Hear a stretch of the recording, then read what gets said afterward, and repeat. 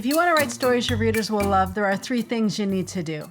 Understand storytelling principles, see how other writers have applied those principles, and then use it in your own work. Here on the Story Nerd podcast, our goal is to demystify story theory. We'll help you with the first 2 steps so that you can get started with the third. My name is Valerie Francis. I am a writer and a story editor, and I help women who are writing in all genres learn how stories work so they can finish their books faster and without frustration. And I'm Melanie Hill, writer, editor, and poet, and I help writers identify and solve their story problems. On today's episode, Melanie pitched, wait for it, the substance, so that we can study the shadow. I think Melanie's lost her mind this week. This 2024 film was written and directed by Coralie Farjal. Of course, there will be spoilers because we can't talk about the movie without talking about the movie, but it also means you don't have to watch the movie.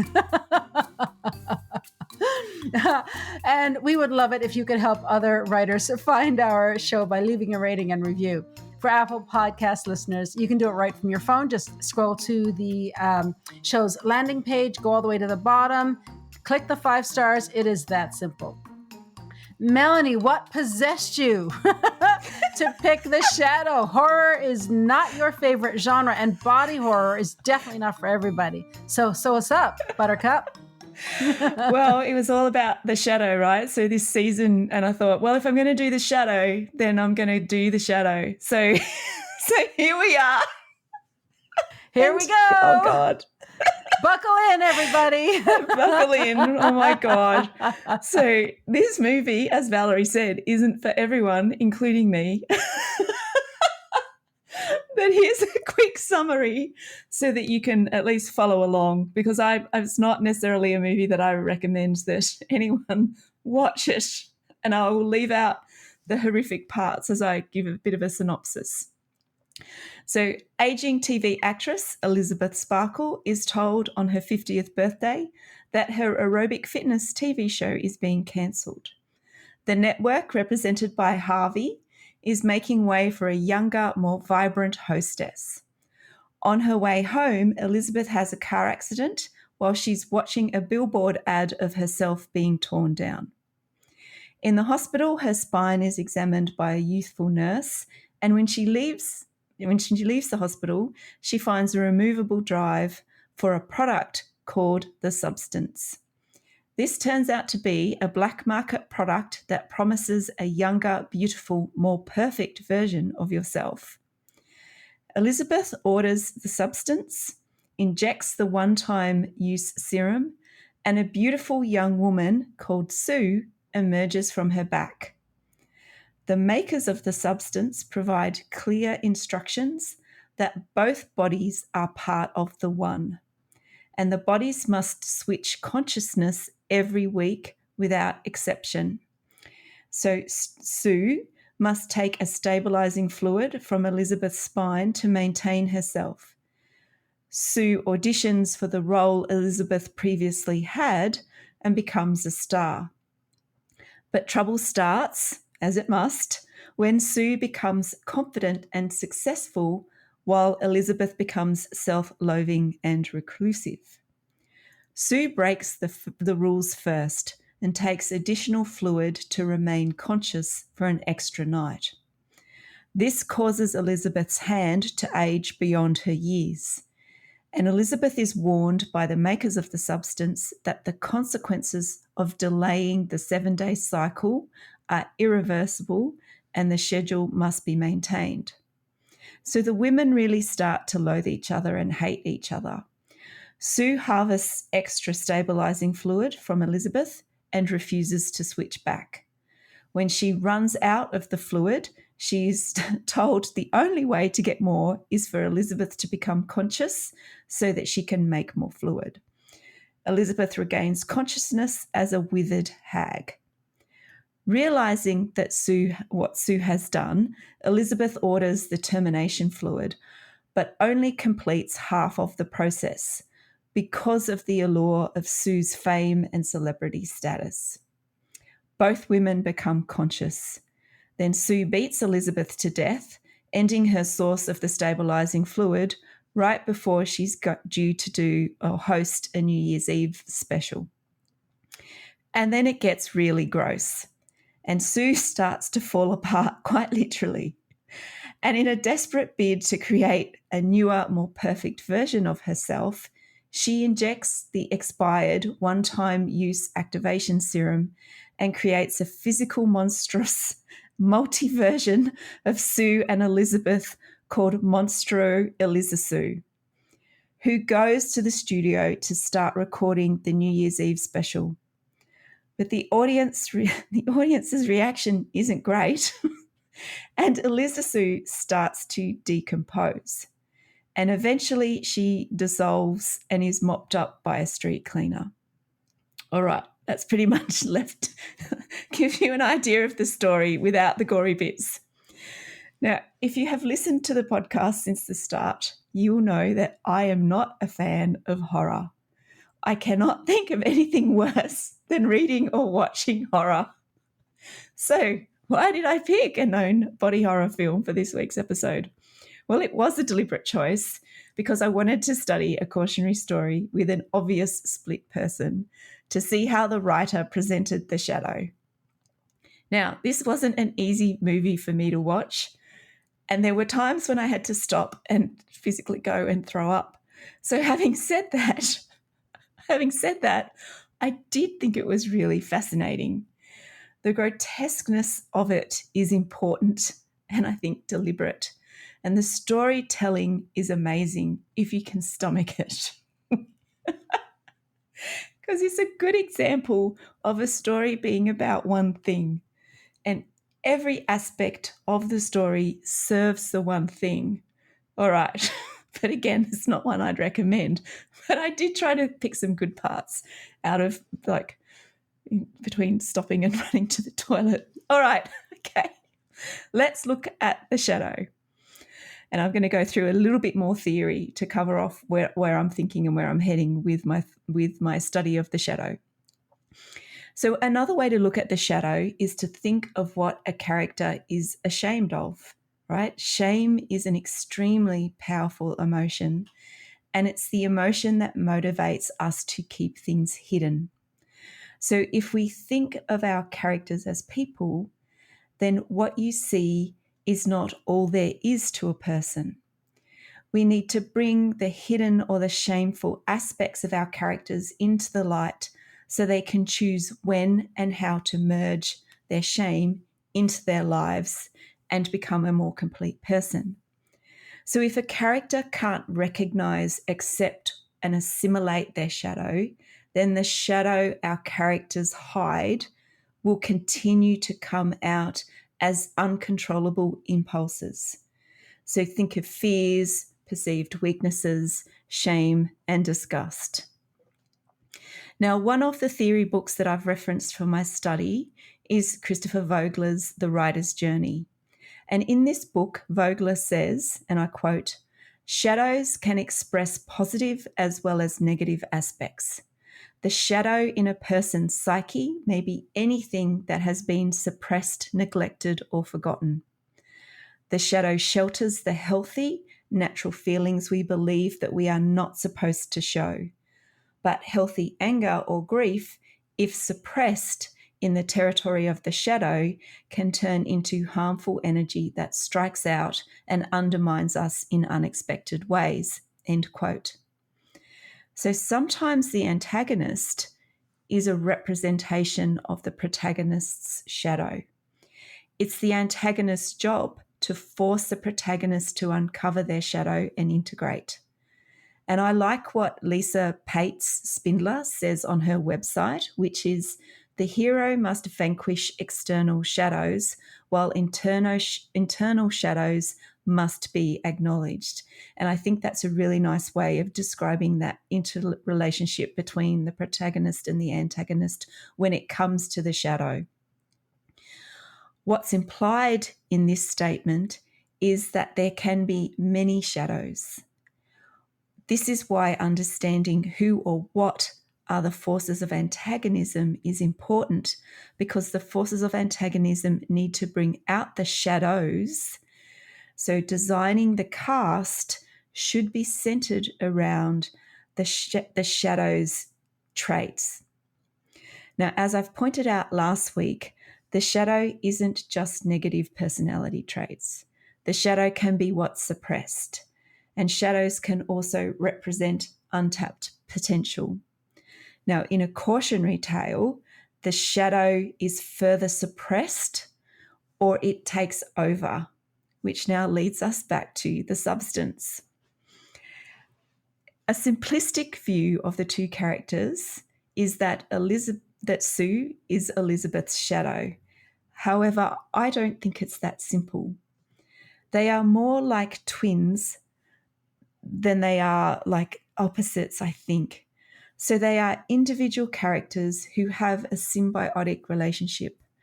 Sue, however, is more dependent upon Elizabeth's body than Elizabeth is on Sue's.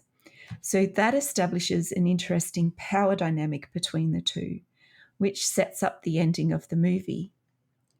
So what are each character's shadows? Well, Sue, and her shadow is that she feels like she's entitled to Elizabeth's body, and in particular her spinal fluid.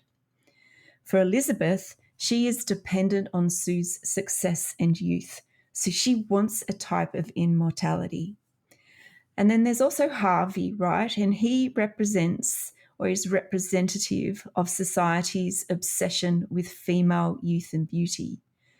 He is also grotesque, and he himself is not young, beautiful, or desirable in any way. So these three antagonize each other. However, I don't think Harvey is a shadow per se. He's just a stand-in for society and represents the power brokers. Elizabeth is scared of aging and of becoming irrelevant. She wants to maintain the adoration of the public and believes her best days are in her past. Sue is scared of aging, and she's scared of Elizabeth, and she's scared of missing out. So she is unaware of the consequences of her actions and definitely has the arrogance of youth. So Sue and Elizabeth are each other's shadows, but it's more complicated than that. They will both take extremely dodgy drugs for external validation, and they will both kill for it. But even worse, they will both do anything to stay relevant. They are also the same, but at different stages of life. And this is super fascinating. And I'll cover off on some of that a little bit later. Their shadows take over their lives, and the takeover occurs very early in the movie. When Elizabeth rings the organization that's selling the substance, that's her shadow revealing itself. And note the secrecy and the shame involved with the whole activity. There's the location of the locker, the subterfuge, and anonymous nature of the help desk. It's all screaming hiding and shame.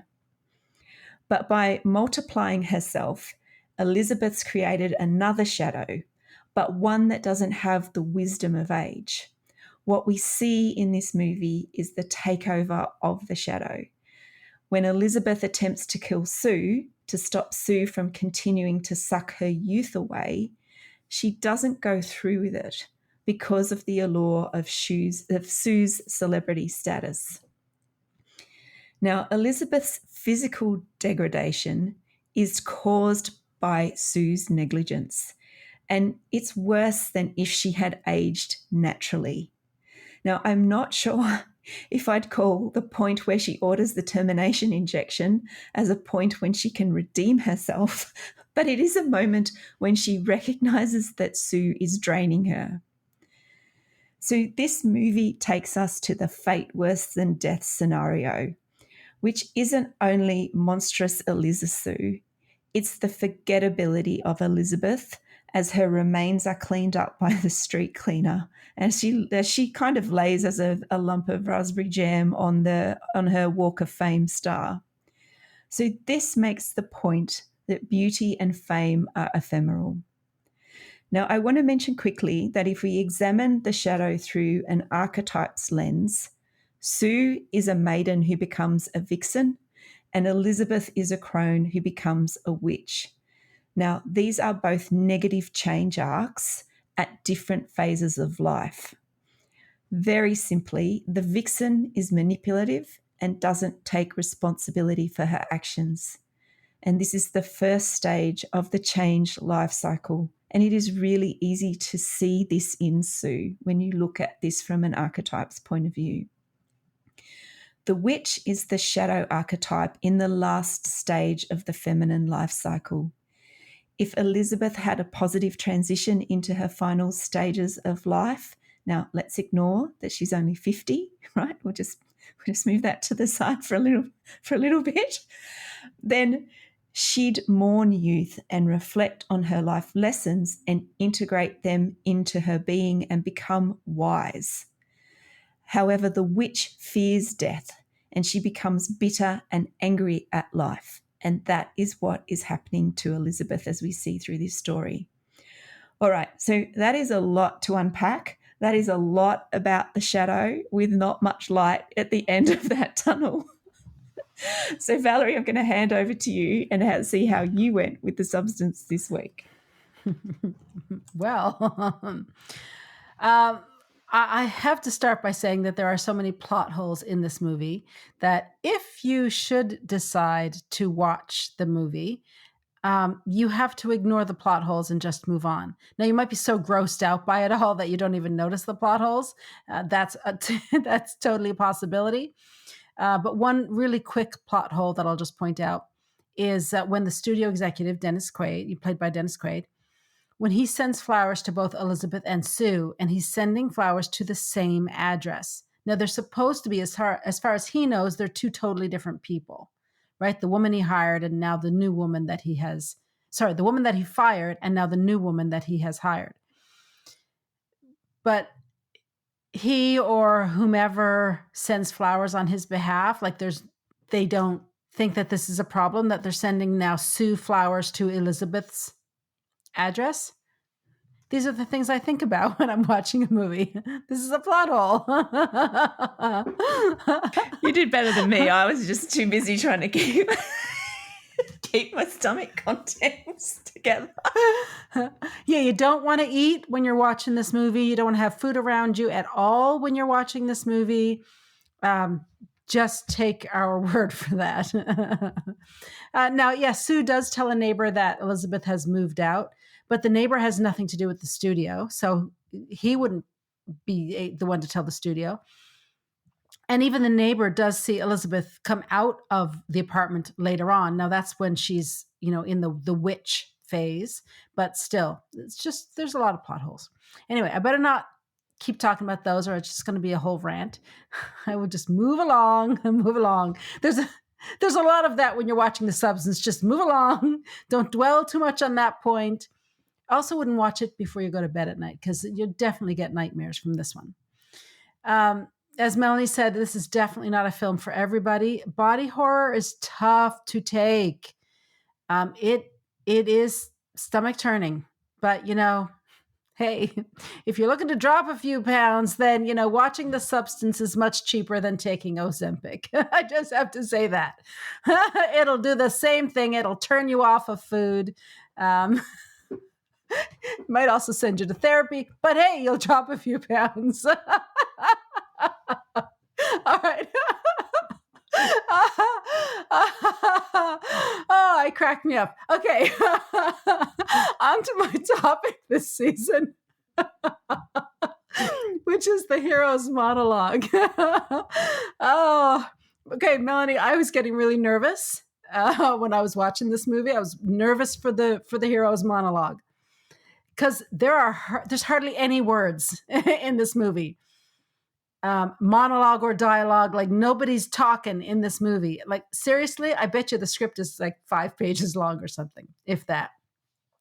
So I was really getting nervous that there wasn't going to be a hero's monologue. And this is a long movie. It's 2.5 hours of wonderful gore just to entertain us all. But it relies, it's a 2.5 hour movie, but it's relying very much on special effects, on visuals and sound effects. It's not relying on what characters are literally saying. The spoken word is not a big deal here. In fact, if you put it on mute, it might be a little easier to watch. Because you don't have all the sounds, the sort of squelchy sounds that, and sort of like sucking sounds as things are being pulled out of bodies and all that kind of stuff. Okay, so Elizabeth's object of desire is clear from the start. Okay, she wants to regain the beauty of her youth. The hero's monologue is not the same as the object of desire. You have to make the object of desire clear, and the object of desire is, what does the character want? So Elizabeth's want is to be young, but not just young, but young and beautiful, the way she was when she was 20. The hero's monologue is all about the why. Why does the main character want what she wants? Now, in the substance, it's easy to say that Elizabeth wants to look young so that she can keep a job, right? Now, this isn't something that she articulates. It isn't something that nobody really articulates it explicitly, but it's something that we understand from the context of the story. And yes, that is true. She does want to be youthful so that she can still have a job and she can still have a degree of fame. And that is absolutely true. But it's not the real why here. It's not the deeper meaning of anything here. Here is an important point about the hero's monologue. Quite often, the hero actually doesn't understand the true why. Certainly not at the beginning of the story. Their true motivation, and this kind of links into what you're talking about, Melanie, with the shadow. Like the shadow is sometimes hidden even from the character, right? Like you said.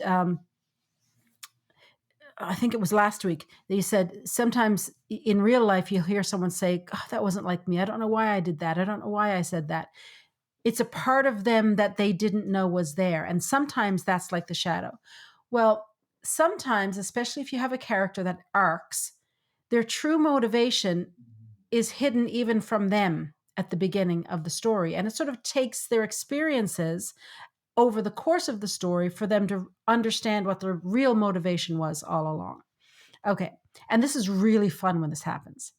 So here, you have a character with a superficial motivation, okay, which is, if you wanted to state it explicitly, it would be something like, I want to look younger so I can keep my job, right? But that's not the deeper reason. But this is the beginning of the movie, and yes, Elizabeth does take the substance in order to keep the job. That changes as the movie goes on. The real hero's monologue in the substance comes in the second half of the film. It's at 1 hour and 44 minutes in. Now, this is when Melanie captured this in her summary of the story. It's when Elizabeth decides to terminate this experiment. She injects Sue with a substance that's designed to, bring it all to an end. But before she has injected the entire syringe full of goo, she changes her mind. And instead, she's talking to Sue's lifeless body and begging her to still be alive. Now, this is the kind of scene that we have seen hundreds, if not thousands of times in all kinds of genres of films and TV shows, and even in novels, where one person is thought to be dead and the other person is leaning over them, begging them to still be alive, right? This happened last week in Backdraft, and it actually happens again next week when we do the proposal. Like this scene is everywhere. It's a really common scene type. So when Elizabeth is leaning over Sue, and she's not sure if Sue is dead or terminated or whatever word applies in this situation, because she hasn't finished the termination procedure. So she's begging her to kind of come back to life. And what Elizabeth says then is this: I can't do this. I need you because I hate myself. You got to get ready. It's our big night. Come on. They're going to love you so much. You're the only lovable part of me. You have to come back. Now, in the context of the substance, that's a lot of dialogue. Like, that's a lot of words. That qualifies as a monologue. It's almost a soliloquy. It's so much dialogue for the substance. Right? So there it is. There's the hero's monologue. The true reason why Elizabeth takes the substance in the first place is that she hates herself. She believes that the only thing that was lovable about her was the beauty that she had when she was younger. As a woman who's just turned 50, she is still beautiful. I think actually Demi Moore's in her 60s. Still beautiful. Unquestionably a beautiful, beautiful woman. She doesn't see it though. She believes that the only lovable part of her, the only thing that anyone else could possibly see value in, is the younger version of her, which is Sue. And she believes that if she doesn't look 20 forever, that's it. No one will ever love her.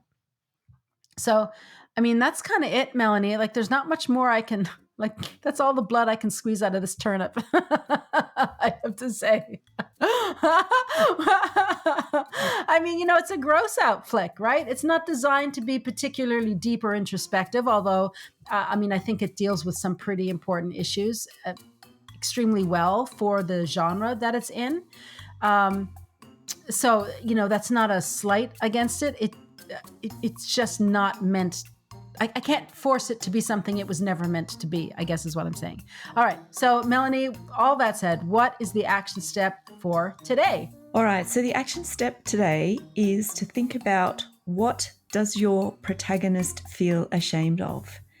And then how can the forces of antagonism draw this out? All right, well, that wraps it up for this week. Join us again next week when we discuss The Proposal, because I couldn't handle another scary movie. I needed The Proposal as sort of a palate cleanser from the substance. To support the show, please leave us a rating and review and tell your writer friends about us. For more information about our online training, visit storynerd.ca/courses. To join my inner circle, go to valeriefrancis.ca/inner circle. And for tips about books to help you read like a writer, go to Melanie's site at melaniehill.au. And remember, story theory doesn't have to be difficult. It's a tool to help you write more, not less. So take it one step at a time and have lots of fun.